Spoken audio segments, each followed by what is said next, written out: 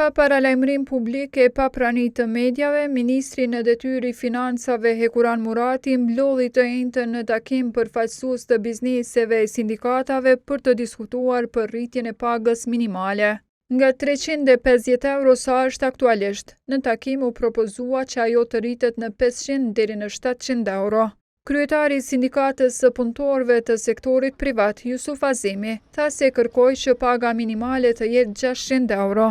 Vlerësimi i tyre është që kjo pagë duhet të jetë 500 euro dhe e kam pyet decidivisht nëse gjithçka shkon në rregull, kur mendoni të filloj së implementuari.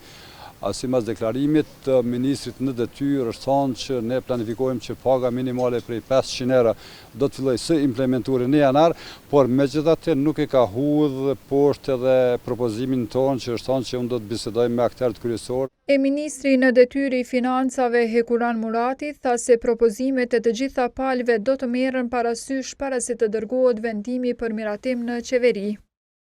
Nga ky takim dëgjova propozimet dhe sugjerimet të përfaqësuesve të sindikatave, të cilët e mbështetën rritjen e pagës minimale, e po ashtu dëgjova edhe rekomandimet që erdhën nga përfaqësuesit e bizneseve që kishin të bënin me nevojën për më shumë konsultime dhe pagë minimale të përshkallëzuar.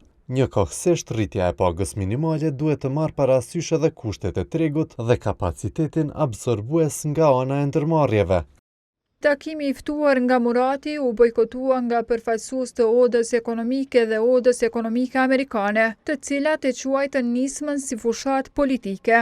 Të tilla e konsideroi edhe drejtori i Dhomës së Tregtisë dhe Industrisë Kushtrim Ahmeti, i cili mori pjesë në takim.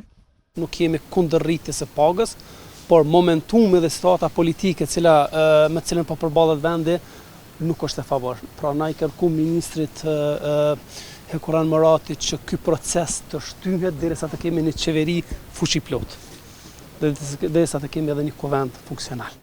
Sipas ligjit për pagën minimale, qeveria në fund të çdo viti përcakton pagën minimale sipas propozimit të Këshillit Ekonomiko-Social, por ky këshill ka 3 vjet që nuk është funksional. Në mungesë të një propozimi nga ana e tij, Ministri i Financave mund të parashtrojë propozim në qeveri. Pas një dekade, paga minimale u rrit në gusht të vitit të kaluar.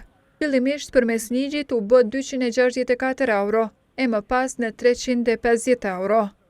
Rritja në nivel prej 500 eurosh nga janari i vitit të ardhshëm u theksua nga kryeministri në detyrë Albin Kurti në seancën e 26 tetorit, në të cilën dështoi formimi i qeverisë së re.